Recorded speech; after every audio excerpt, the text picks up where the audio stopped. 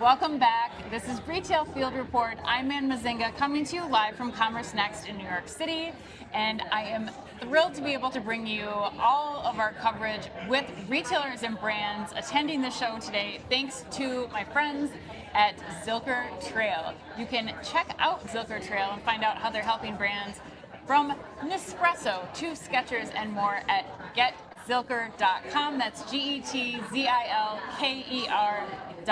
All right, well, my next guest that I get to have on the People of Retail Field Report is the Chief Marketing Officer for FullBeauty Brands, Sabrina Cherubini. Sabrina, thank you for taking time to be with us here at Retail Field Report. Yeah, thank you for having me. We'll have some fun. We will have some fun, without a doubt. You and I get to be on a panel later, so this is just the warm-up teaser for today's session later. But let's start by telling our audience who might not know the full portfolio of FullBeauty Brands, what brands are under that, and then what you oversee in your role as Chief Marketing Officer. Yeah, absolutely. So I have 19 brands in my portfolio. 19? Yes, so most of them in apparel.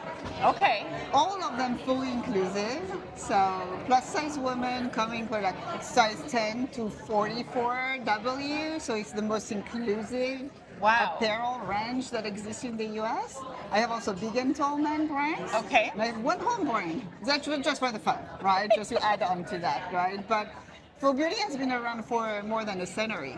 Wow. And always serve these underserved customers who cannot just find fashion that they will love and use to enjoy in their lives, in their own size. Right. So I got excited about it. Yeah, so started as brick and mortar stores, and now you've expanded to online and brick and mortar stores. Yeah, now most of the business is online. So fully DTC, online, global. So it's a lot of fun, right? Connecting directly to these women and men. I would say, so with 19 brands under your portfolio, this might be a hard question to ask, but what is the biggest challenge that you're trying to solve for right now in your role as CMO? I would say, like, high level, the biggest challenge when you have such a large portfolio, complex omni-channel organization, of course, like legacy brands that need to evolve to be more relevant and differentiated, it's all about defining the right priorities, right, as a leader, and stick to them. Wake up every morning understanding what will move the needle and not get yourself lost into the minutiae of the everyday. Yeah. You have to, we're all operators, we're in retail, but sticking to priorities, what we do believe will move the needle, get the brands where we want to bring them for myself, for my sake, but also for my team, right? Getting to exit the kind of comfortable operational work you want to do and engage into transformational work takes a lot of courage, but it takes one thing, sticking to priorities. And how do you manage that down to your team then, Sabrina? Because I imagine that's like having very clear communication and clear buy-in from all of the leaders underneath you running each of those each of those brands independently. What do you think is most impactful in order to be successful there? I think I joined a year ago, so I would say, okay, now I'm a year in, I'm settled, but it really took like several months to listen to those who've been operating these brands for a long time. They have amazing ideas, right? But they were lost in the middle of everything, or in like the understanding that it was not possible, and then creating these roadmaps. The first thing I did, a one-year roadmap. Right, like these are the 4 priorities. This is what we can do for year 1. Yes. We all align on this and we deliver. Right now we're building 3-year roadmaps. Right, so when we're aligned on the vision, the North Star, and the roadmap, then it's easier for the team then to operate. But the tricky thing is, then the weeks goes by, and then, I didn't really work on that, right? So it's going back and repeating it and understanding how you evolve the structure, the processes, the capabilities to deliver on these priorities. That's what takes most of my time. Right, I imagine. Well, and I'm sure there's different flexes you have to do in order to relate to trends that are changing much more quickly. You mentioned doing a 3-year, going down from a 4-year to a 3-year plan. Is that because the trends are changing, things are impacting the clothing market, like tariffs and sourcing and supply chain and that kind of thing too? I think you need to react to what's happening right now to stay relevant, but you also need to have a long-term North Star, Yes. right? So think about AI, right? You can be, yeah, we're doing AI, great, but like, what's your vision of where AI is bringing us in 3 years?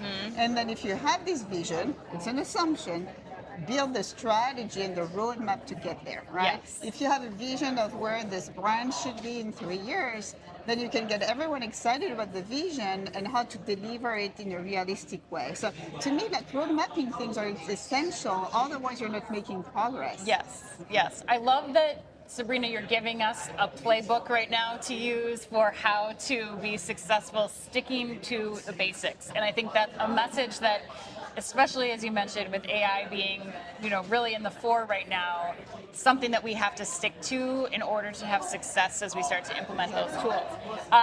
Well, I'm curious, you and I are going to be on stage talking about customer lifetime value.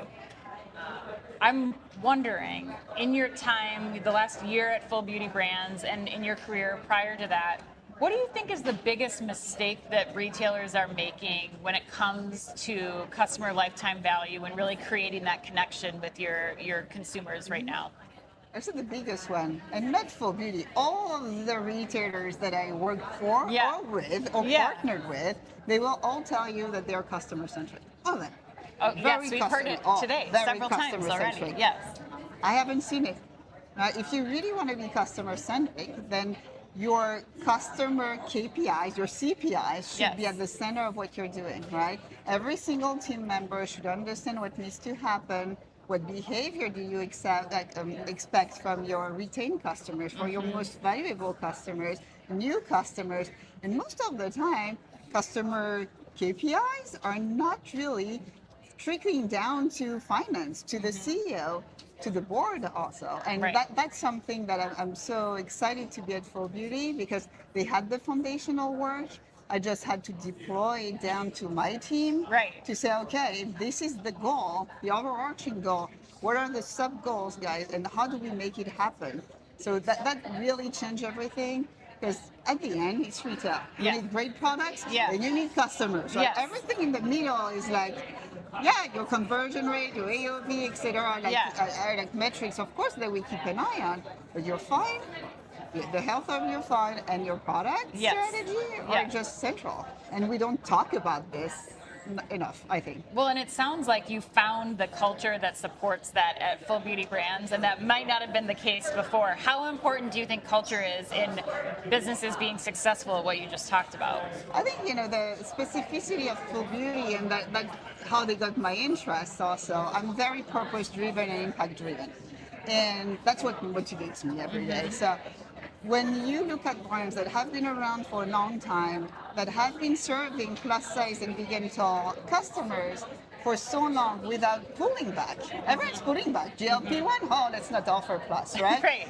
But other things happened before. So they had this customer centricity at the beginning, because they're excited, they're motivated to solve for pain points, to bring fashion to women who are not served or treated the right way. Yes. So at the core of the company, then you have this customer centricity. It was not just applied to the marketing strategies, Yeah. etc. So I think culture is key, and I Yeah. found that in the culture, which got me very excited. Right. Well, let's close with what you're most proud of from the last year that you've been at FullBeauty Brands. What's the thing that you go home and tell your family about at the end of the night, or that you really want people to know about, or a team to be recognized? Mm-hmm. I think, I reflected back, because I celebrated my 1 year last week, and I'm like, okay, let's look back at this past year, right? Yes. Because I always think, and I have the feeling that things are not going to fast enough, always, right? I'm impatient. But when I look back, at what we drew a year ago to say, hey, these are the things we want to accomplish as a team, it seemed unrealistic. Yes. We delivered everything. Right? We were delayed sometimes, but we changed so many things to set up the right foundations for the work that we're doing today. Yeah. And the fact that my team embraced this roadmap, these priorities, delivered on it, I'm so proud of them. I'm proud of how they embraced change. I would say it's 99% of them, and that's good enough for me. Well, a true testament to your leadership too, I'm sure, Sabrina, being able to really get people to come along, to communicate effectively so that they know what that North Star is and that you're supporting them behind that work too. So thank you for sharing that with us, for sharing your time with us. Thank you again to Zilker Trail for helping us bring you all of our interviews today. And stay tuned, we've got one more for you. And until then, stay curious.